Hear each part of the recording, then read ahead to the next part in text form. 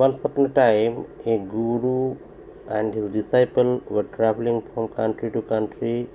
They stopped in a kingdom where they were astonished to find that everything sold at a flat rate of the gold coin per kilo, but wheat, silver, rice, vegetables, sweets, cereals, metal, etc. Realizing this, the disciple was ecstatic and said, I want to settle down in this kingdom. Guruji, please allow me to do so. Surprised, the Guru shot back, why would you do that? Because it's such a fantastic kingdom. Everything is about one gold coin per kilo.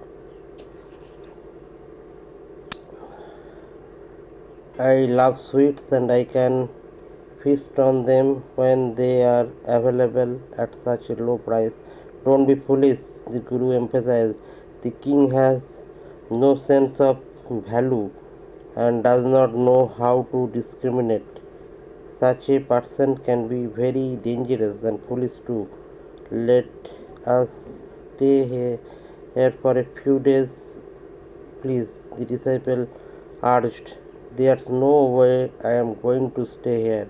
At least let me stay here for a month while you return to the country after visiting the nearby regions. I do not recommend staying here, the Guru advised. You may land in trouble.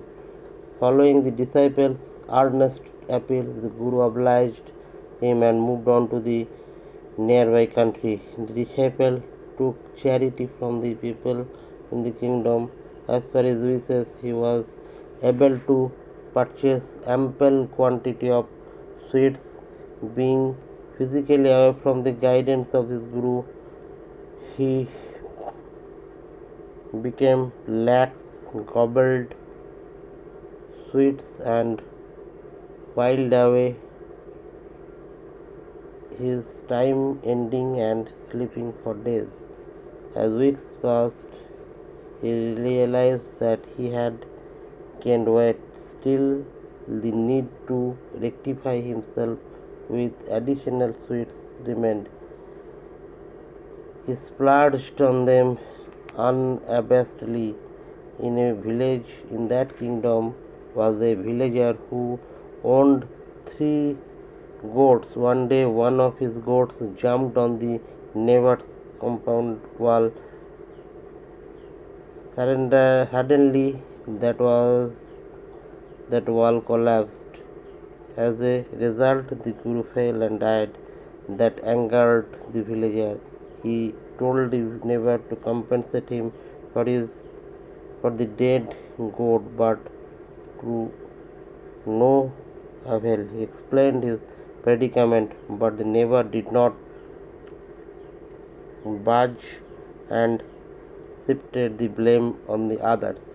Finally, the villager approached the king in the palace. My dear king, there is injustice happening in your kingdom. Surprised, the king asked, what happened? Well, my goat was standing on the neighbor's wall, and the neighbor's wall collapsed, and my goat died. Not thinking even for a moment, the king said, I ordered that we hang the wall. Puzzled, the villagers questioned, how does one hang the wall, O king? The wall is in a inanimate object. You should hang the neighbor. That's right, the king said. I ordered that we hang the neighbor. Call him. When the neighbor was brought to the king's court, it was your wall, the king said. The goat died as a result of the poorly constructed wall, so we will hang you. Taken aback, the neighbor said, but it was a mason who built the wall. Hang him. That's right. The king nodded. Okay, call the mason. We will hang him.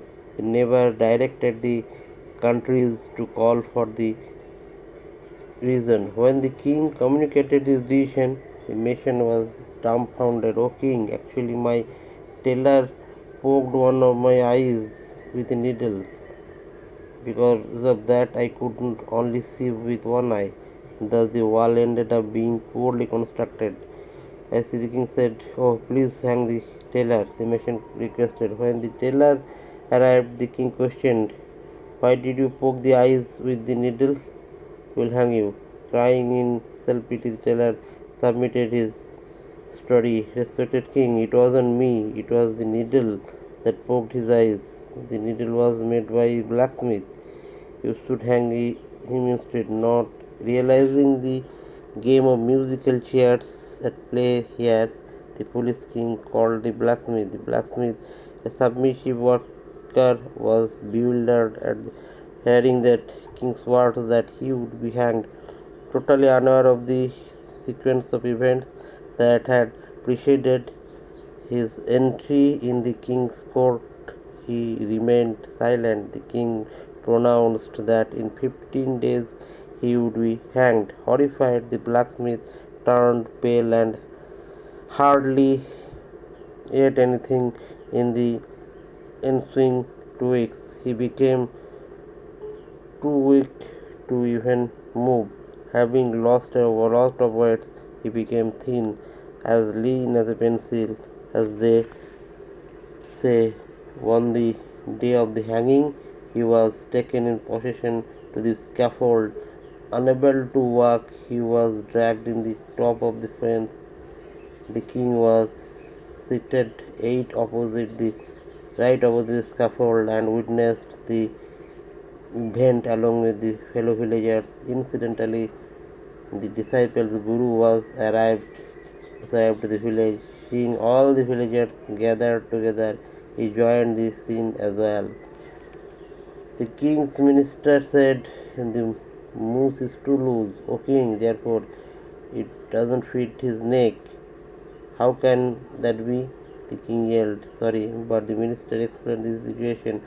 All villagers are gathered here," and the king told himself, "If we don't hang someone here, it will be a matter of huge shame for me. I will have to hang someone here." The king then announced, "Minister, find someone else. Find somebody who is fatter and whose neck will fit the moose." The minister was confused and wondered how that was fair. But how can I?" The minister tried to reason with the king. "Do as I say," the king shot back. "I am the king and you must follow my orders." In desperation, the minister went around and the crowd and spotted the disciple. He looked after scout, and in the minister's assessment, his neck could fit the moose. As the disciple was called, he was terrified. He asked, "What wrong have I committed?" Minister said, "Your neck fits the moose, and so you can be the right person." "But how is that a valid reason?" the disciple yelled, shaking in fear. "No arguments," the king announced, hanging him.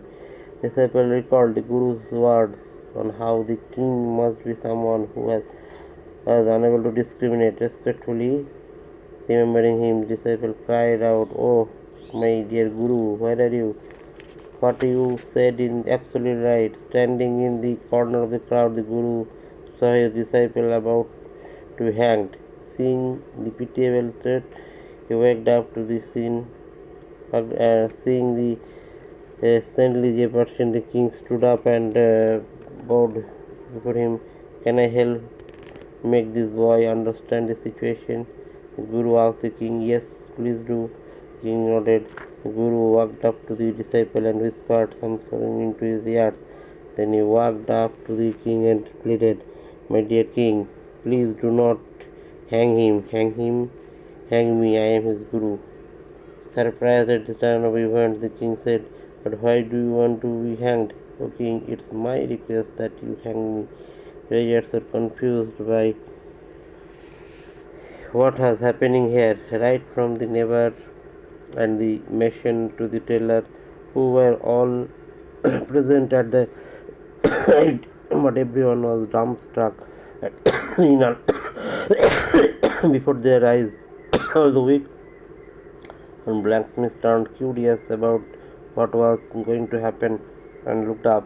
Why do you want to be hanged now? The king thundered. I don't understand.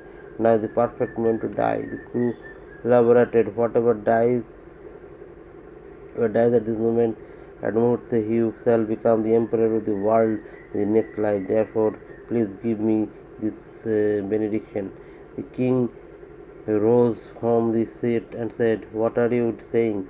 It's such an auspicious moment, and nobody here told me about it. I will not allow you or your disciple to die. The disciple felt relieved, while the Guru watched the king intently. I want to be hanged, the king announced, so that I die at this opportune moment to become the emperor of the world in the next life. Unable to bear the antics of the king, the minister executed the order right away. Gratitude in full display, the disciple prostrated before the Guru and thanked him for saving his life. He regretted his mistake and assured him that he would always follow the instruction in life.